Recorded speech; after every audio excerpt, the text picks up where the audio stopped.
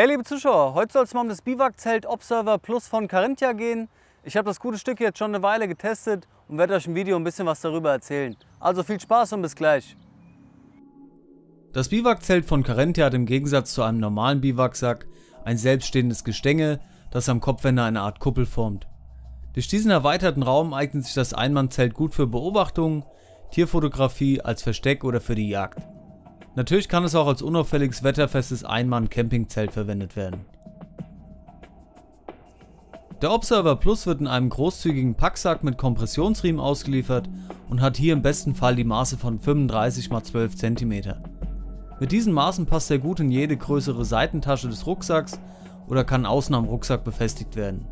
Das Gewicht beträgt inklusive Zubehör 1385 Gramm. Am gewünschten Punkt angekommen ist das Biwakzelt in ca. 2 bis 3 Minuten aufgebaut. Dazu wird es einfach ausgerollt und ausgebreitet, die beiden mitgelieferten Aluminiumstangen zusammengesteckt, durch die Führungskanäle geschoben und schließlich über Kreuzen in Halteösen befestigt.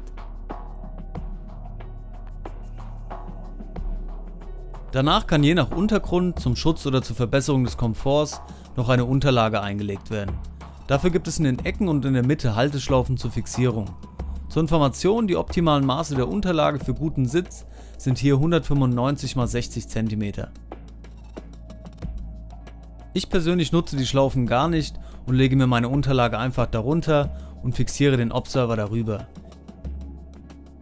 Insgesamt gibt es 6 Befestigungspunkte, 4 davon jeweils unter den Befestigungspunkten des Gestänges und 2 weitere im Fußbereich. Durch die großen Schlaufen können auch Stöcke eingespannt und beschwert werden, falls es mal schneller gehen soll oder der Boden zu hart ist. Heringe werden nicht mitgeliefert, also entweder welche aus Ästen schnitzen oder eigene verwenden. Danach ist das Zelt einsatzbereit und kann bezogen werden. Im Eingangsbereich gibt es dafür eine große L-förmige Öffnung über 2 Reißverschlüsse, einmal quer und einmal längs. Jeder Reißverschluss wird hier über eine große Flappe geschützt, die bei windigem Wetter zusätzlich mit Druckknöpfen fixiert werden kann. Hinter dem oberen Hauptreißverschluss liegt noch ein weiterer Reißverschluss, der je nach Bedarf das integrierte Moskitonetz zwischen die Öffnungen legt. So ist man bei hohen Außentemperaturen gut vor Insekten geschützt, ohne dabei auf frische Luft verzichten zu müssen.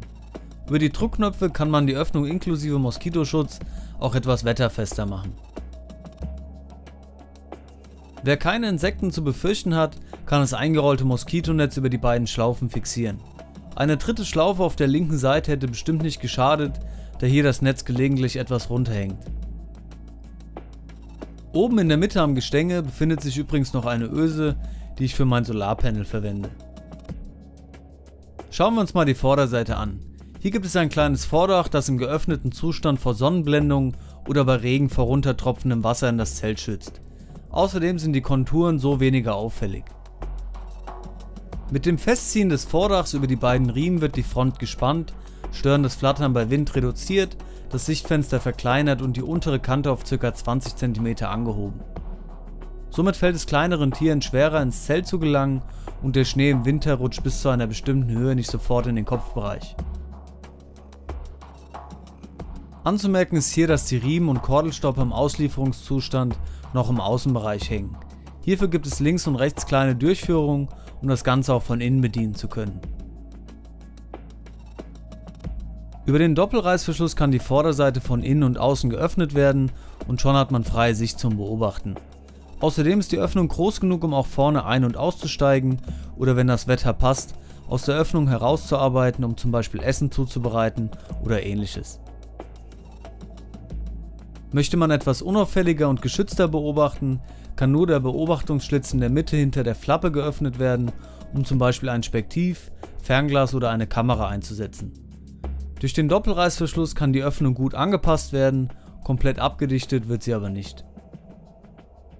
Für Übernachtung bei warmen Temperaturen gibt es zusätzlich auch im Vorderbereich ein integriertes Moskitonetz, das mit einem extra Doppelreißverschluss geschlossen wird.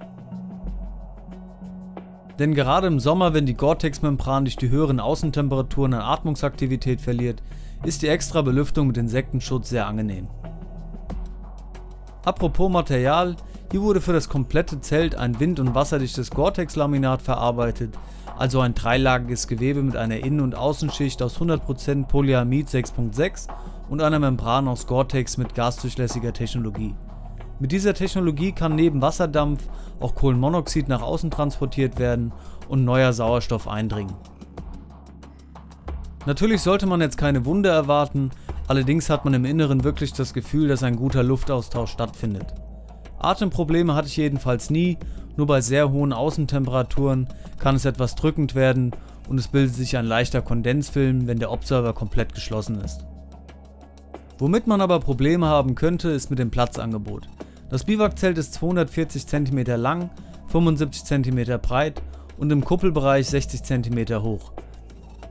Schaut man sich den Eingang und den Vorderbereich an, wird einem schnell klar, dass man sich hier gut organisieren muss. Kleine Fächer oder Taschen im Inneren sucht man vergeblich. Trotzdem passt das Nötigste rein und man kann auch etwas längere Touren damit machen. Der Rucksack mit Inhalt für 2 bis 3 Tage, eine Kamera, eine Bauchtasche, ein kleines Stativ, ein großes Beobachtungsspektiv und natürlich der Schlafsack und die Isomatte passen rein. Danach ist es zwar verdammt eng, aber sogar meine Stiefel finden noch Platz an der Seite und müssen nicht draußen stehen bleiben. Die Verarbeitung des Observers ist einwandfrei, so wie man es von Carinthia kennt. Alle Nähte sind ordentlich vertaped, die Reißverschlüsse lassen sich leicht aufreißen und der Boden ist bis zur Kante nochmal mit einer dickeren Außenschicht verarbeitet. Hier seht ihr den Unterschied zwischen dem Material der Ober- und Unterseite. Oben ein leichteres, glatteres Ripstop-Gewebe und unten etwas schwerer und dicker. Bei der militärischen Variante ist der komplette Observer aus dem schwereren, raueren Material, was zu ca. 350 Gramm mehr Gewicht führt, die Atmungsaktivität etwas vermindert, es dafür aber bessere IR-Eigenschaften aufweist.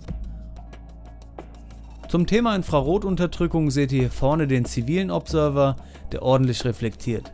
Dahinter den militärischen Observer, der gute Eigenschaften aufweist und ganz hinten bei der ER-Markierung den normalen Biwaksack mit ebenfalls guten Eigenschaften.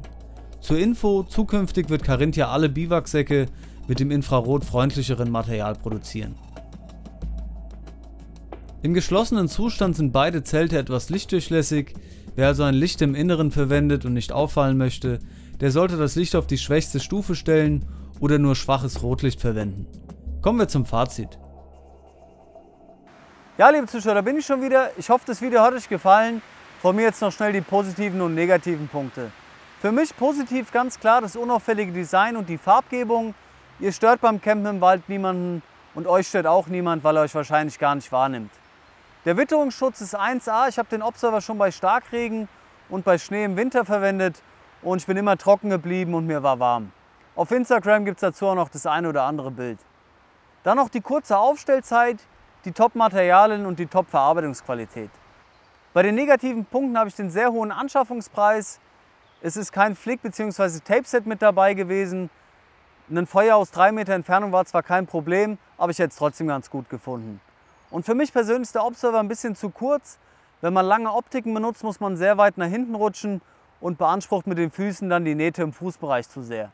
Ansonsten ein Top-Produkt von Carinthia. Einen Gutscheincode von 5% gibt es auch bis zum Ende des Jahres aufs komplette Sortiment.